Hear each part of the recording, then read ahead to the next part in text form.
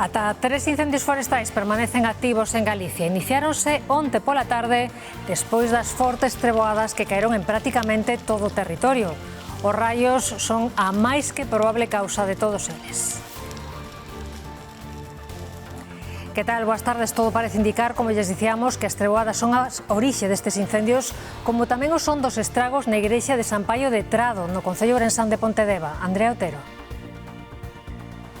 Sí, foi onte entre as 5 e as 6 da tarde cando un raio impactou contra o campanario desta igrexa, o que fixo que caese parte da estrutura e que danase tamén a pedra que hai á entrada da igrexa. Os veciños levaron un bo susto, achegáronse ata aquí para ver o que acontecera. Iso sí, logo a misa das 8 celebrouse con total normalidade.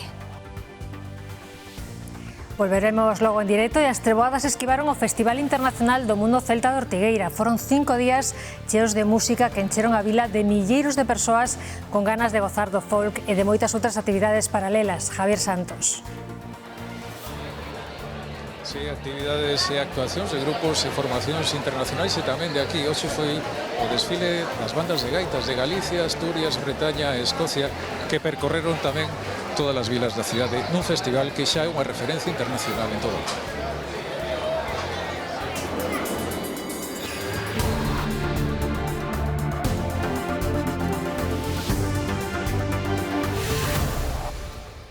Comezamos este Galicia Noticias falando dos incendios que nestes momentos se rexistran en algúns puntos do país.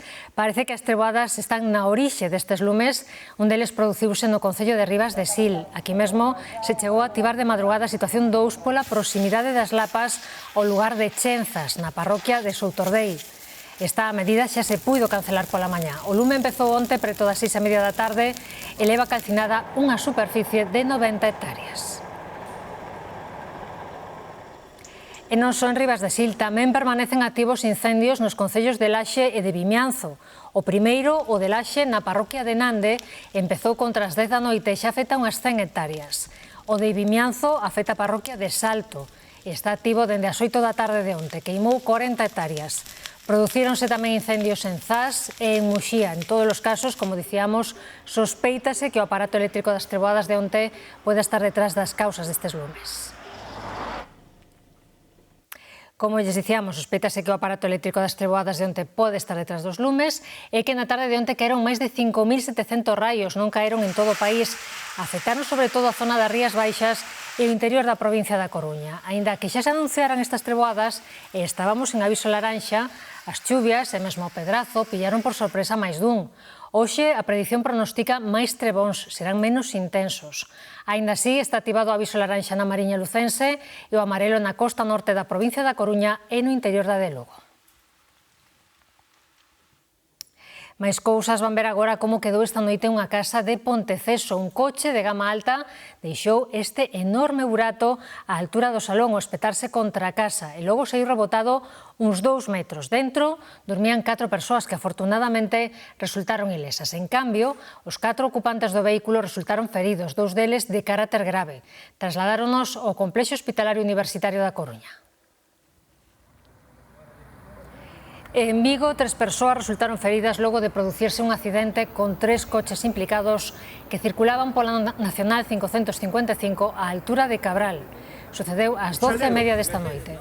Foi un particular quen chamou o 112 alertando de que os feridos estaban todos accesibles, pero precisaban asistencia sanitaria. Finalmente, os profesionais sanitarios confirmaron o traslado de 3 persoas ao hospital.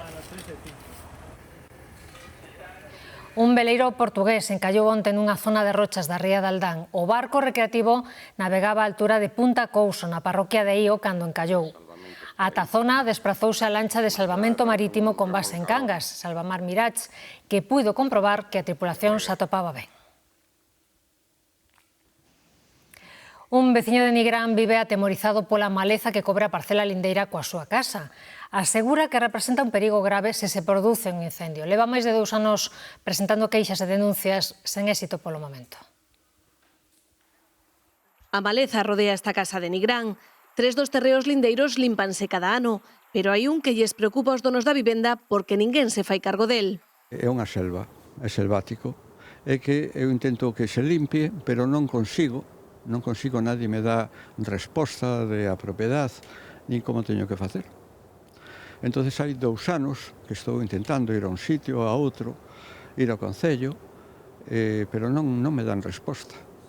O predio que queren que se limpe está entre a súa casa e a autoestrada.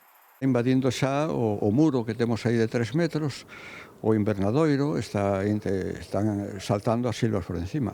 Ademais hai árbores grandes de 20 metros. Como plante lume aquí, non sei que vamos a facer.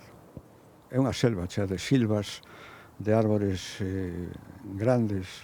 Ademais está pegada a autopista. Non quero pensar que alguén tire unha colilla por aí, ou que pase calquera cousa.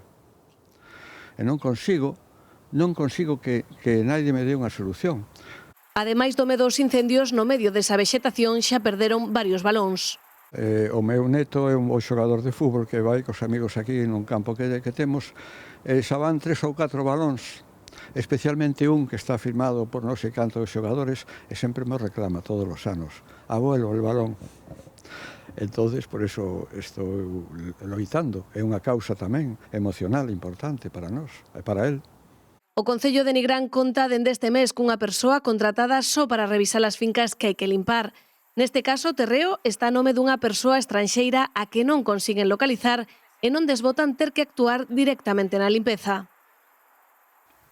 Os comuneiros de varias parroquias do Valadouro denuncian que nos últimos meses se disparou o número de ataques do lobo. Como resultado, aseguran que se encontra en perigo a viabilidade do gando cabalar na Serra do Xistral. Por iso reclaman medidas urxentes. Os ataques do lobo, os póldros do Xistral, volveronse tan frecuentes que os seus donos mesmo temen polo futuro do gando cabalar na serra. Así o aseguran os comuneiros de Freixulfe e de Vilacampa, no concello mariñao do Valadouro. Ataques sufrimos bastantes de poltros, a verdade 8 días tamén mataron unha besta xa grande, tamén xa comeron moito xa aquel día, despois veñan uns buitres e acabaron de comela. Estamos encontrando con ataques incluso polo medio do día, con lobos vistos incluso, comendo os animales, bueno, isto vai cada vez, ano que pasa, ano que vai a peor. A xente acabará tirando con todo, porque a mí pouco importa que me den unha pouca de subvención, sendo que me matan a femia, que é que me fai falta a min para seguir criando. Así é que quedarán as bestas vellas, e acabouse. Ante a superpoboación de lobos no Xistral, os veciños das parroquias afectadas demandan que se tomen medidas de urxencia. Reclaman que se controlen as mandas e que se leven os individuos sobrantes para outros lugares onde xa sea preciso este depredador vital pro equilibrio ecolóxico. Non sei o que teñen pensado facer co tema ese, porque eu vexo que vai moi desfasado. Que importa que che paguen, se son as femas, non se sabe o que van chegar a producir. Primeiro que teñen medios de sobra as administracións para controlar a poboación en zonas concretas. E a partir de aí facer, igual que se fai noutro tipo de cultivo, unha desmesta, cando o maíz está moi mesto, ou cando outro tipo de poboación animal está moi mesta, unha desmesta. Entón, se queren disminuir a poboación e trasladalo noutras zonas onde realmente a presencia non é significativa. Integrada na Reserva de Biosfera Terras do Miño, a Serra do Xistral estará declarada como zona de especial protección da Rede Natura 2000 e conta coa máxima protección nos ámbitos autonómico e europeo. Falábamosles antes das consecuencias das treboadas de onte. Precisamente foi un raio que rompeu o campanario dunha igrexa. Ocorreu no concello de Pontedeva. Andrea Otero. Sí, e por sorte non hai que lamentar danos persoais, son materiais nesta igrexa de San Paio de Trado. Todo aconteceu onte pola tarde, entre as 5 e as 6 da tarde concretamente, cando un raio caeu sobre o campanario, tirando abaixo boa parte da estrutura, o que lle afectou tamén o chan que hai xusto diante da entrada desta igrexa. Os veciños, lóxicamente, levaron un bo susto polo ruido, moitos achegáronse logo ata aquí para ver o que acontecera, pero iso sí, logo ás 8 celebrouse aquí unha misa con total normalidade, e que onte en Galicia caeron máis de 5.000 raios. Esta provincia de Ourense estivo en aviso amarelo polas treboadas. A tronada sobresaltou onte á tarde os veciños de San Paio de Trado no concello ourensán de Pontedeva, na comarca de Celanova. E eran 2 estallazos que aquilo foi de medo. A muller casa se me desmaia ali na cociña. Paz que estaba nunha casa enfrente, mirou vir o raio, todo describiu e virar o impacto na torre. E virou todo perfectamente como se estuvera en primeira fila. E despois o veciño máis cercano comentoume de que estaba dormindo unha siesta e que saltou no aire con un ruido, e que o calambrazo que deu saltou no aire. Un lóstrego impactou no campanario da igrexa de estilo barroco do século XVIII e derrubou a parte superior. As pedras caeron na contorna do templo, estragaron varias sepulturas e tamén danaron a vivenda lindeira. Caeu no tellado, rompeu a cruz, que pensamos que fora o campanario, pero en principio non foi o campanario, solamente foi a cruz e o arco da cruz. A toda a tarde empezou a tormenta. E despois, sobre as 5:30 ou 5, veu un gran estrondo. Se debeu dar contra as campanas, e saliu directamente a fumeira para arriba, foi cando caiu. Non houbo que lamentar danos persoais, porque aunque a misa dos sábados adoitaba ser ás 6, esta tempada atrasárona ata as 8. E onte, despois de comprobar os estragos, celebraron a misa como estaba previsto.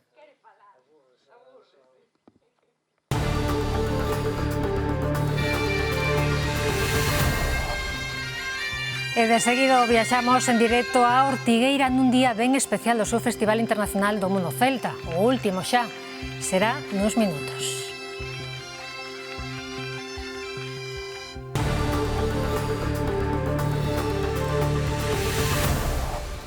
E botamos un ollo a como está o día a través das cámaras web da G24. Empezamos en Lugo, onde gozan de 25 graus.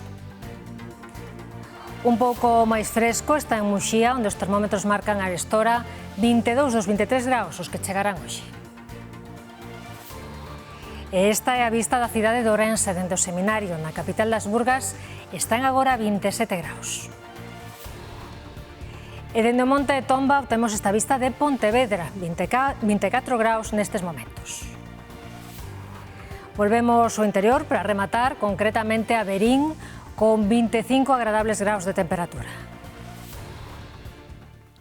E máis cousas, o Concello de Burela abre un ano máis a súa lonxa a visitantes e curiosos. O percorrido permite coñecer de preto o peculiar sistema de poxa e a variedade e riqueza do peixe que entra por un dos principais portos de España. Este ano, a novidade é que o farán por vez primeira coas explicacións dun guía.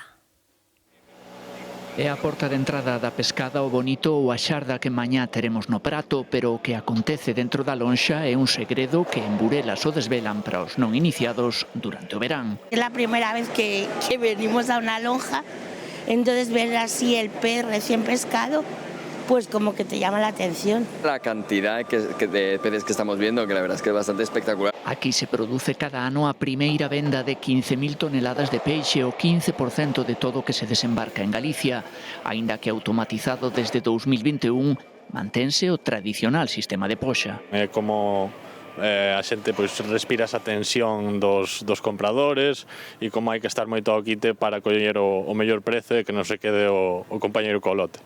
Desde este ano as visitas son guiadas, unha axuda que agradece o visitante. Estos pescados también los tenemos allí en el Mediterráneo, pero bueno, este muchacho nos está dando unas explicaciones bastante interesantes. Cando hai unha persona que che pode enseñar, ademais do que, bueno, pois a venta, o contexto de Burela como porto, eu creo que esa é unha experiencia moito máis enriquecedora e a xente dalle máis valor tamén ao produto que é o que se busca. As portas da lonxa de Burela estarán abertas previa reserva de luns a xoves en xullo e agosto.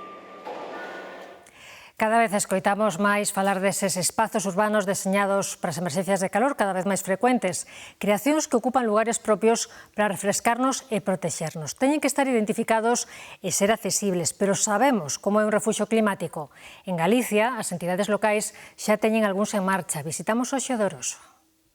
Chámannos refuxios antisufocos ou illas de defensa ante a emerxencia da calor, creadas en espazos urbanos con redes de sendeiros conectados a zonas sombreadas ou masas de auga, árbores autóctonas e corredores verdes. Pero como se fai un refuxio climático? Zona sombreada para que a xente poda descansar e protexerse ao sol. Teñen que ter normalmente fontes, acceso a auga. Normalmente os materiais soen ser moi agradables co medio ambiente. Esta parte que é un asfaltado, imos levantala e imos recuperala.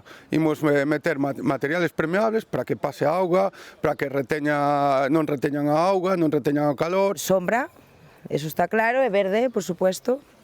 Que máis? Unha fonte con auga, si a poder ser para os animales tamén. E bancos para a xente maior. Imagino que sea unha zona que está protegida ante cambio climático. facendo un acceso para a xente que veña a refrescarse o río, recuperamos a integración entre a vila e o río, e a contorna, recuperamos tamén árbores locais. Trátase de que as entidades locais apliquen solucións baseadas na biodiversidade, coa identificación das áreas e facendo accesibles os refuxios climáticos. Estivemos no que se vai facer en Oroso. Aquí mismo que vedes, moita arboleda que non cuidamos nunca, arboleda e a beira do río, é onde mellor se está. Refugio climático, pois cousas para evitar o calor. A idea de todos estes proxectos é un pouco retomar as cousas propias como, non sabes, os animais, os materiais, os árbores, que mellor que ter a carón da tua casa un sitio, un punto onde ir pasar o día, estar á sombra, estar fresco cos amigos e cos veciños. Temos a man nos camiños da auga para dar paso a estas construcións urbanas que procuran o equilibrio e benestar climático, deixando medrar xardíns verticais.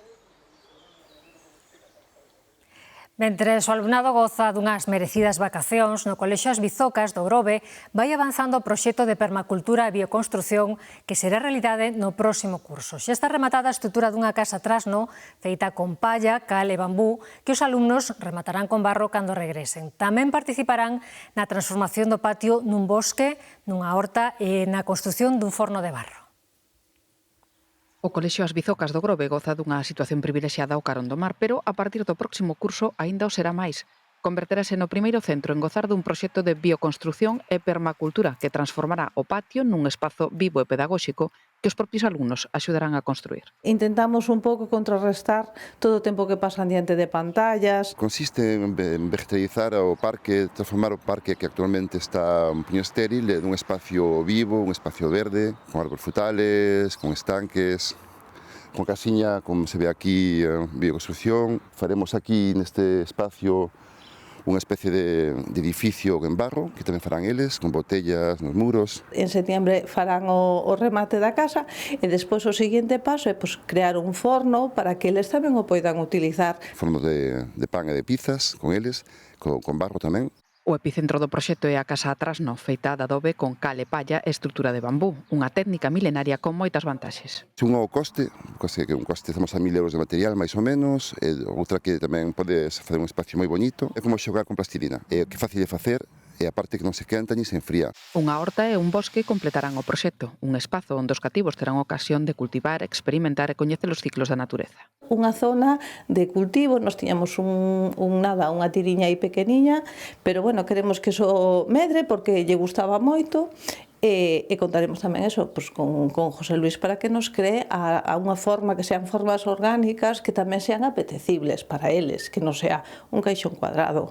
A idea é de facer unha horta vegetal por todas partes, con camiños, espacios de xogo, árbores frutales. Un desexo do equipo directivo é que o proxecto tamén sirva para traer nenos a un centro que non chega aos 80 alumnos. E imos agora con unha das citas musicais do verán, o Festival Internacional do Mundo Celta de Ortigueira, que finaliza hoxe e faino con máis música e cun desfile que ano a ano se converte nun dos actos máis multitudinarios do festival. Javier Santos. Efectivamente, un desfile no que hai bandas de Galicia, de Asturias, de Bretaña e tamén de Escocia que percorreu as rúas da vila e que leva moito traballo detrás, máis dun ano, como nos pode contar o director do festival, Alberto Balboa. Moi bons días. Hola, bo día. Moito traballo detrás de todo este festival.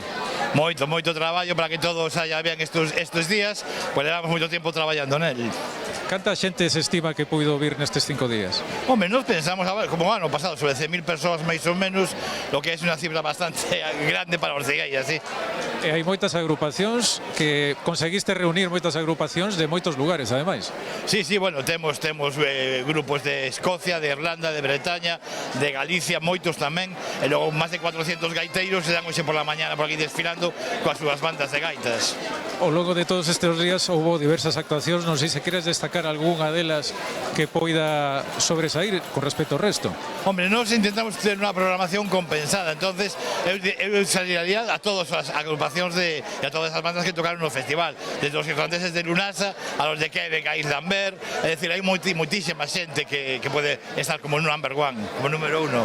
E isto, ademais, axuda a revitalizar a vila. Hombre, sí, evidentemente esto revitaliza, pero no solamente no tema económico, sino también no tema social y cultural, porque gracias ao Festival Ortigueira coñecida a todo o mundo por súa calidade e por su apoio á cultura tradicional. Pois moitas gracias, Alberto. Seguimos durante todo o día aquí porque en Ortigueira ao longo da tarde tamén vai haber máis actos, tamén para os pequenos e moitos máis concertos. Grazas, Javier. E dende a metade da semana pasada, saiban que os chiringuitos que organizaban concertos nas praias de Vigo tiveron que cancelalos. O Concello recibiu queixas e aplicou a legislación ao pé da letra. Nas autorizacións destes negocios só figura despendedores de comidas e bebidas e, polo tanto, carecen de permiso para ofrecer concertos. Os afectados son media dúcia de locais nas praias de Samil, Alcabre e na zona da Etea. Os donos teñen previsto reunirse este luns para tratar de regularizar esta actividade. En Vigo tamén o tranvía marcou toda unha xeración de vigueses. Moitos lembran aínda as súas liñas e os vehículos como o mítico Siboney. 58 anos despois aínda quedan pequenas lembranzas del, as dúas estacións de Coruxo e a de Canido.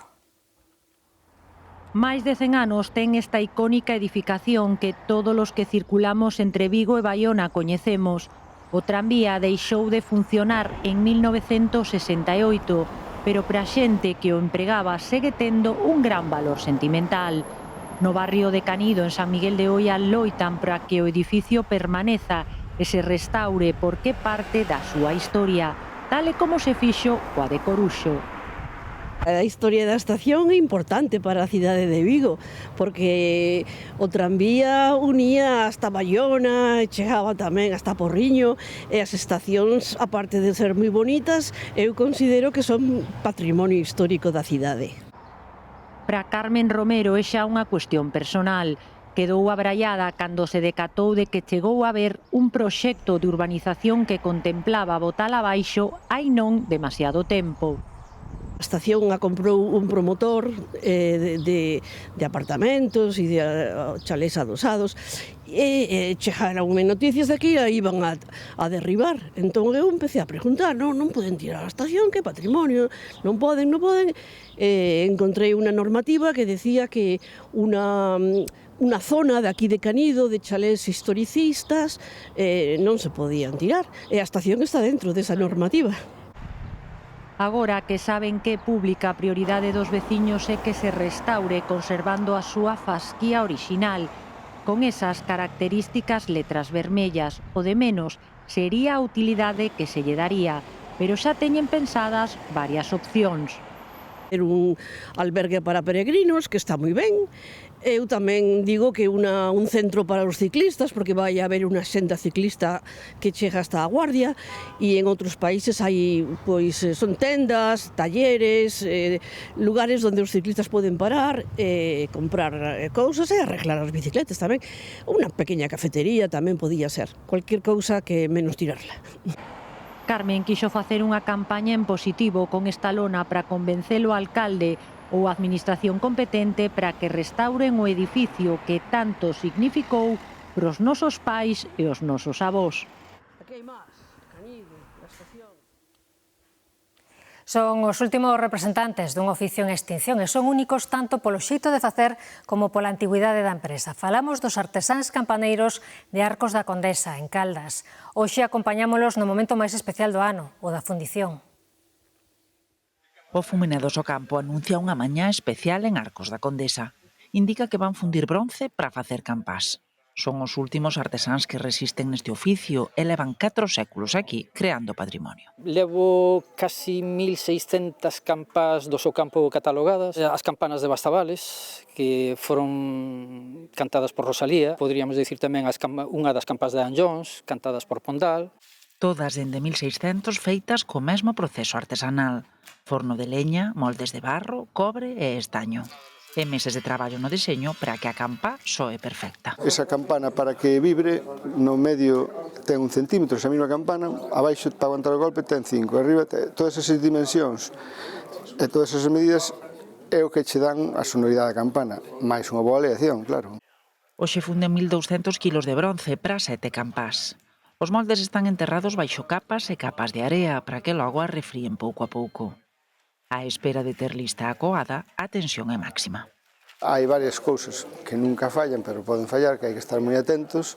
Primeiro, que o metal este ben fundido, que o forno non me perda a temperatura, estar controlando a temperatura ao forno, a canle por onde van encher os moldes ben limpa, pois temos uns taponciños de pau que sempre pode atascar algo por calquera cousa.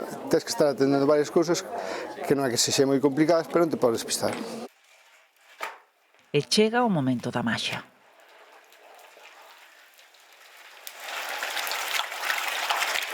Que me van a caer as lágrimas seguro. Isto é, vamos, o máximo, de verdad. La primera vez que veo cómo se hace la fundición y es un tema que hay que verlo una vez en la vida. É a única fábrica que hai en Europa que fana desta maneira tan rústica. Enchen os moldes en 2 minutos que deciden o traballo e os proxectos de moito atrás. Levamos esperando ano e medio. Agora vamos a esperar que salga do forno que este preparada para despois colocar. Ese día pois teremos que facer unha festa. E os campaneiros xa celebran hoxe. Ahora sí, ahora xa estou tranquilo, xa pareceme que saiu todo ben, entonces pois quedei tranquilo. Viva os campaneiros. Ben, pois así rematamos. En 6 minutos comezo o telexornal, antes quedan con Xesús Peleteiro e a información do tempo.